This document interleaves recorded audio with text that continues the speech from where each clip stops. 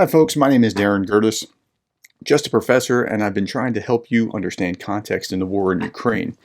Now this video that I'm about to do is interesting because it's the intersection between what I've been talking about with Ukraine on one channel and my topic that I have spent years studying, and that's leadership. In fact, I'm probably going to put this on both channels. If you don't know what I'm talking about, before the war began, I was doing this on Professor Gerdes, management professor, author, on this particular channel. If you just look up at Professor Gerdes as opposed to at Professor Gerdes, you'll see me talk about leadership. This is what I was doing before the war began, and this is what I'm a management professor who built multiple leadership programs at my university. Okay, so this is really interesting because it crosses these two so beautifully. So I want to talk about Zaluzhny. I want to talk about a profile of the man and why he is where he is right now, where we're talking about rumors of him being fired. So I'm going to start here with this Pravda article. Pravda, RU, if you don't know, that's Russian news. It's mostly propaganda. Poroshenko, the former president of Ukraine, was talking about how Zaluzhny's dismissal rumors shocked the EU. I'm in Brussels. Our partners are shocked by the rumors about Zaluzhny's dismissal. Well, Poroshenko and Zelensky don't exactly get along. I mean, they're pulling together to win the war, but they're still opponents politically, like a Biden and a Trump, or even take Trump out of the picture, a Biden and, let's say, Haley or something. They'd still be political opponents, even if they want the same national goals. According to Poroshenko, the president of Ukraine should neither sign nor publish a decree on the resignation of the commander-in-chief. Well, Zelensky looked like he was about to do it, and when the rumors spilled out, things happened. You can see RT making some hay out of this. You see it in Pravda. You see it in TASS.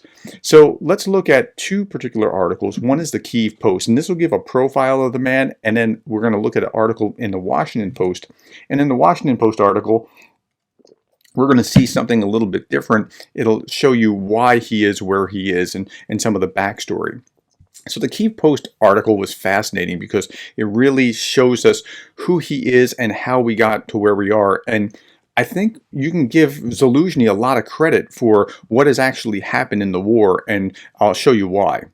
So in a post on Telegram, the Ministry of Defense said, "Dear journalist, we immediately answered everyone, no, it's not true, these rumors that he had been fired." Well, he was almost fired. He didn't submit his resignation as asked, it looks like, apparently, from what I've read. And he's probably going to be fired. I think it's kind of like... this isn't quite a fair analogy, but Prigozhin was kind of a dead man walking for 3 months. I think that might be where, not that he's going to be assassinated, but I think that might be where Zaluzhny is. He's fired, but it's just a matter of time unless something really radically reverses. Same thing with the former head of the defense, the civilian head of defense, that was kind of Reznikov, who was in kind of the same place. Okay, earlier, the former Ukrainian lawmaker claimed that he had received confirmation that Zaluzhny had been fired. In a post on Facebook, he wrote, "My sources from the president's office have informed me that Zaluzhny has been dismissed from the post of commander-in-chief of the armed forces. I sincerely hope that this information is not confirmed. However, second source has already confirmed it." Alexei Gonchenko, this guy always puts out really good stuff, was also posting about this at the same time. Okay, Zaluzhny's background. So Valerii Zaluzhny, the future general, was born on July 8th of 1973. He's about 50 years old. In Novhorod-Volhynsky, now Zavil, which was then a military garrison. His father being a serving Soviet military officer, so this was kind of the family business. He followed somewhat reluctantly in the footsteps of his military family. He entered Odessa Land Forces Institute in the early 1990s, graduating with honors in 1997. Now, if you look at that time frame, early 1990s into 97, the Soviet Union was collapsing and Ukraine was becoming its own entity again. By the way, somebody sent me this book. It was Ukrainia Redux. And the book, it's a very thin volume, but it shows you very clearly that Ukraine had been a nation, and then again, and then again, and then again. And so this idea, like even starting when the UN began as its own nation within the Soviet Union, It's showing very clear evidence that what they're saying, Ukraine never existed, it just isn't true. That's a digression, but thank you for sending me the book. By the way, if you do want me to read something, ebooks are a little bit easier. I mean, I can cut through a Kindle very, very quickly by listening to it as opposed to reading, but thank you. I do appreciate that. Okay, he entered the Odessa Land Forces Institute in the 90s. Having seen the military during the Soviet era through the eyes of his father, he realized that the modern Ukrainian army needed to rid itself of the old USSR military dogma that relied on rigid, top-heavy decision-making and a need to better resemble the NATO model, where an officer needed to be a leader first, not just a commander. Now, this paragraph sang to me. This is the kind of thing I preach in class all the time, because we do this in business as well, where we're looking at, like the people at the top, all the managers go in the back room and they huddle together and they say, okay, here's our plan. Here's our plan. Now do our plan. And people like at the front line that are looking at this at the bottom of the pyramid, they're going like, that's not going to work. But they were never invited into the process. So because of that, they just never got a chance to really have input, and they know the plan won't work, and they dig in because they know it won't work. And this is kind of what's going on in the Soviet model, where it's very top heavy. So the top heavy decision making is great for centralization, but it's terrible for flexibility. Okay, and so that's one of the things that he realized, and this gave Ukraine a significant edge when the war broke out in 2022. So the next 17 years or so, a rapid, if not particularly spectacular rise from his initial role as a platoon leader, he goes up the ranks. The war in Ukraine breaks out in 2014 with Moscow's annexation of Crimea, their involvement in Donbass. So it was here that the theories that he developed about how to command effectively were put to the test. So he got a dry run at this, but on a smaller scale as he was moving up the ranks. He said he had read a lot of books. I'd graduated from all the academies with gold medal. I understood everything theoretically, but I did not understand what war really meant. And that's a difference, right? Like, you don't learn to lead by reading a book about it. You have to actually experience it as well. As much as I want my students to read their books, I also want them to practice leadership, because that's the way it works. It works like that with a number of things in life. Leadership takes time. Like, you have to learn how to lead. Love, wisdom, judo, you can't like read a book and then just go flawlessly perform a judo throw, right? It just doesn't work. Same kind of thing. Some of these things take both understanding, knowledge, cognitive, and practice. Okay, this period culminated in him graduating from the National University, Ostra Academy 2020, with a master's degree. His thesis for which was a comparison, listen to this, his thesis was a comparison between the Ukrainian and U.S. military structures. He's almost perfectly geared for what was going to come in 2022, because he had this background and he understood the differences between the way they function and the way the U.S. function, and by proxy NATO, right? And so he's learning and piecing this kind of thing together.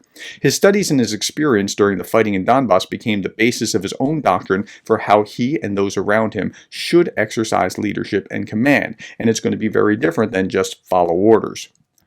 The war in Donbass shaped his ideas and basically created this flexible structure within the Ukrainian armed forces, seeing how wars are being conducted in contemporary times. Quote, you see, there was this mix. He's done something on the battlefield. He commands his troops. He goes back to studying. He gets promoted. He does a little bit of everything. And that quote was from a research fellow at the Defense Studies Department of King's College, right? So, like, he's getting it. He's understanding a Western military doctrine in a way that the Russians really don't. They might understand that the West thinks this way, but they don't practically understand it or apply it.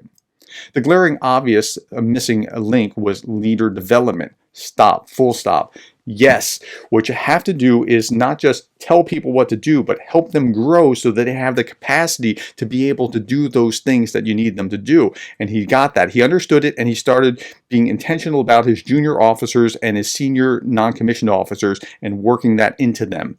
And I think that has probably saved tens of thousands of lives. And I don't think that that's an overestimation for Ukraine. He added, so he set in motion starting in 2014 to really change the way Ukraine military develops leaders. He developed a series of commanders under him who mirror his leadership style. They helped train the army to be much more agile, much more Western, really developing the junior leaders, the sergeants, and the lieutenants and the captains to be much more innovative, problem solving, very different than the old Soviet armies. So instead of just follow these orders and do what I say, whether you have the information or not, listening to what's happening on the ground, on the front line, and then actively reacting to what you're listening to and engaging with that is really important. According to Time magazine on 27 June 2021, the now commander of Operational Command North was drinking a beer at his wife's birthday party when he stepped outside to take a cell phone call. It was shocked to hear the voice of Zaluzhny, who became president of Ukraine 2 years prior, who told him that he was being appointed as commander-in-chief of the armed forces of Ukraine. That's a jump of several rungs above his position on the career ladder, and many expected that Syrsky would be put in charge. The two, Syrsky and Zaluzhny, have proved to be an indispensable team as they're both fully focused on winning the war. Now, they could have been rivals as a consequence, but they were both focused on the same target. Zaluzhny has become so popular that both allies and opponents of Zelensky feel that he could become a political threat. Okay, that's problem number one that's leading to this, but I don't think that's all of it. Okay, some of those anti-Zaluzhny political insiders began to agitate to replace him with Syrsky.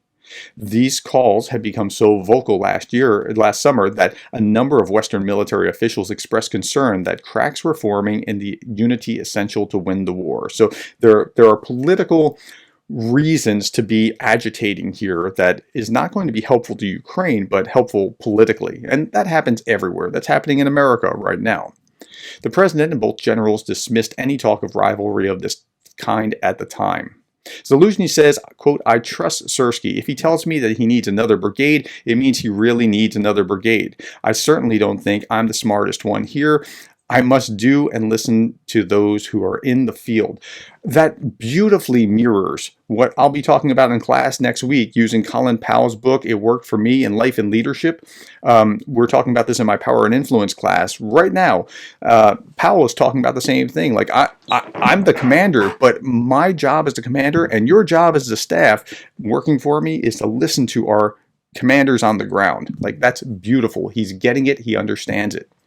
Zaluzhny, by the way, I'll put this link down below if you want that to see what Powell had to say and look at that more fully. This is a great book on just everything related to leadership.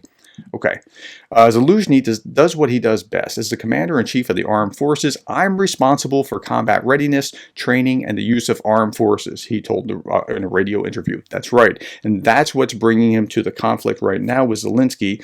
Zelensky's the president. He needs to make sure that they have the arms and ammunition and weapons provided from partners and that kind of thing. The Zaluzhny is looking at combat readiness. He's looking at how many soldiers they actually have. Now, this is becoming a problem because he brought this out publicly and Zelensky didn't want to deal with that particular number. And I'm not taking anything away from Zelensky. Where you stand depends on where you sit, right? And so Zelensky's looking at it from one end and Zaluzhny's looking at it from another. Okay, that's Miles' law, by the way. Where you stand depends on where you sit. It is the ground forces commander who was primarily instrumental in Ukrainian troops' successful defense of Kyiv in the early days of the war. Without Zaluzhny, I mean, the early days of the war might have been a disaster because the doctrine that he brought in to think through how to give the flexibility rather than just top-down tell. I think it saved countless lives. And yeah, last little bit, Zaluzhny has made relatively few public appearances, but one of them really got under Zelensky's skin because it's at odds with the boss and what they're trying to say. And he prefers to leave these to his more charismatic president, which is a good idea to leave Zelensky to do most of the talking while he does the military commanding. Okay, let's get back to the Washington Post article now. And Zelensky to oust Ukraine's top general amid tension over the new mobilization. So now that we have a profile of who Zaluzhny is, let's talk about what the actual conflict is. Zaluzhny remains in his post for now, but a formal, and this article came out today in the Washington Post, but a formal presidential decree is expected to confirm his ousting. We don't know when. It'll come probably sometime soon, but not right away. They have to work through some things first. But again, I think that's probably the case unless something radically changes. A highly anticipated counteroffensive using soldiers trained by NATO, allies with Western weapons and equipment, reclaimed little territory, falling far short of expectations. Zaluzhny and his American counterparts disagreed sharply over tactics, and the Ukrainian commander ultimately ignored U.S. advice to concentrate his forces, which he believed could have led to far higher casualties. Okay, so what's happening here? So when the counteroffensive happened, they gamed it out. They did military war gaming and that kind of planning to, and the U.S. was advising select one point and punch through, right? Like that's what you need to do. Zaluzhny didn't do that. He continued to attrit the Russians. So let's keep wearing the Russians down. Because when they started to try to punch through, they ran into severe obstacles, minefields and shelling and whatever, and they didn't have, in Zaluzhny's defense, they didn't have air superiority or combined arms in order to be able to really punch through. The punching through was going to be severely costly, and he chose not to do that, choosing instead to conduct war with Russia on multiple fronts. Because remember, Russia had months to dig in, to mine, to put trenches up, to put obstacles in their way. And the Ukrainians did not have the right weapons, the right tools in order to get through. Zaluzhny understood that. He understood it was going to be costly, and he chose to do it a different way. And that kind of created a rift between the Americans, who were advising him, punch through. This is going, like, use a laser-like focus and just get through there. And the Ukrainians. Okay, so let's keep going.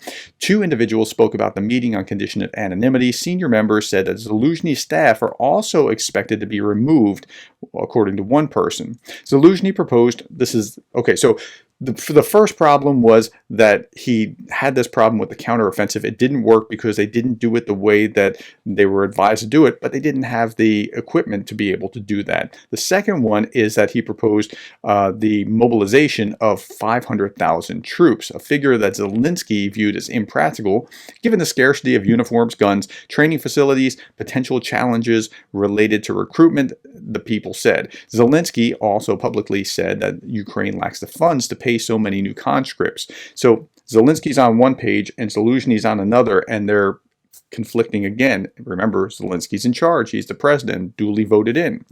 Zaluzhny countered that Ukraine is already short of forces due to mounting casualties and needs to match 400,000 new soldiers that Russia plans to mobilize. So they do need to amp up. Zelensky is looking at that, and again, they're working the mobilization bill through the Rada right now, and we'll see how that all plays out.